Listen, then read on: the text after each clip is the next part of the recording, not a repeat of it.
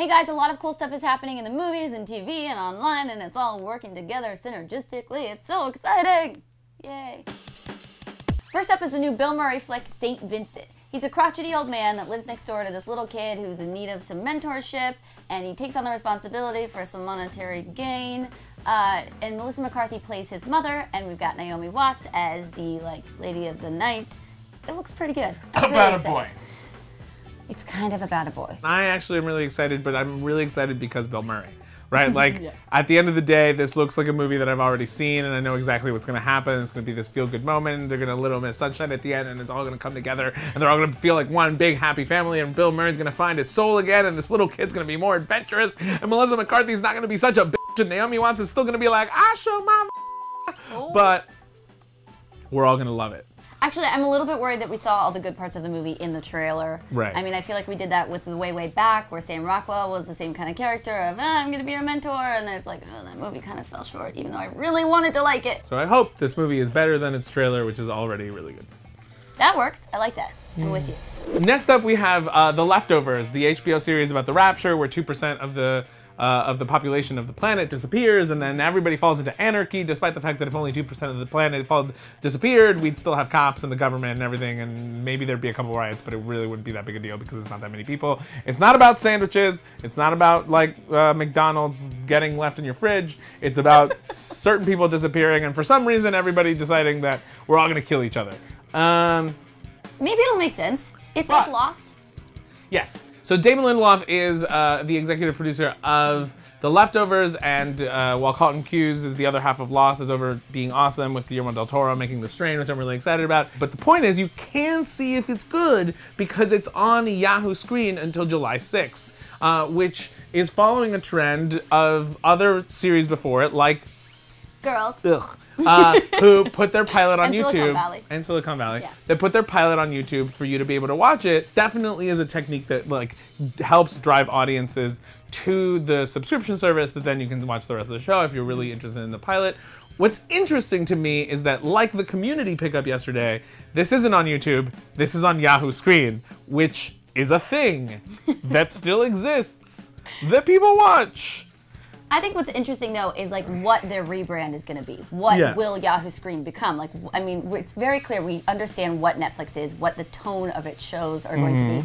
What is Yahoo?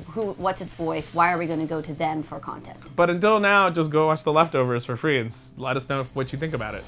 Let my people go! Up next, some photos were just released of the new Exodus movie, directed by Ridley Scott and starring Christian Bale. We see some Sigourney Weaver, some Ridley Scott, some Christian Bale looking totally badass. I don't know. Should we just go back and watch the Ten Commandments? Some people are saying, why do we need this movie? We already have Charlton Heston. But that was 30 years ago.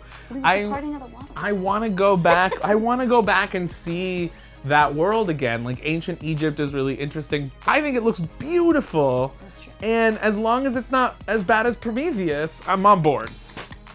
Poor Ridley Scott. I also don't know what role Sigourney Weaver's playing because she looks like she's really important. Egyptian goddess. Maybe it's a whole Macbeth thing where she's playing Lady Ramses, and he's like, but my brother Moses, he just wants to get out with his people. And she's like, kill him. Kill him. And then Moses is like, let my people go. And she's But it looks amazing. I mean, it looks so beautiful, and it looks like we're jumping into this time period in a way that we've never seen before. And I think the effects are going to bring it up even more. I will say that is definitely Ridley Scott's strong suit. Yeah. Gorgeous films. Yeah. Prometheus was amazing looking, even though it was awful. Whether or not it will be a good movie is up for debate. But hey, Lindelof's not part of this one, so. So the new trailer for The Skeleton Twins also just came out. It stars Kristen Wiig and Bill Hader. They're twins who haven't seen each other in 10 years. And they're skeletons! No, that's not at all what it is. But their life has gone awry, and they go on this existential journey together to pick up the pieces, and it's feel good and lovely, and I got the feels while watching this trailer. It's definitely interesting. While it has a lighter tone to it overall, it definitely feels a lot more dramatic for those two actors than anything we've seen before. It's definitely not Bridesmaids. Right? No, definitely not. Absolutely. And that's, I think, I'm really interested to see them, see if they pull off those performances. I think think they will be able to. I mean, just from the trailer alone, I think acting-wise, they can definitely get into those parts.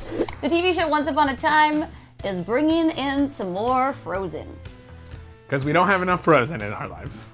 I love Frozen. I love Frozen too, but it's everywhere. It's a desperate attempt to bring audiences back to the show, which I think it's gonna work. Probably. It's probably gonna work. Newcomer Elizabeth Leia will play Anna, and Kristoff will be played by Scott Michael Foster from *Halt and Catch Fire*. And Greek, Cappy, my favorite. I love him. I love Greek. So we know who Anna is, and we know who Kristoff is, and clearly they're going to be the heroes in some way, shape, or form.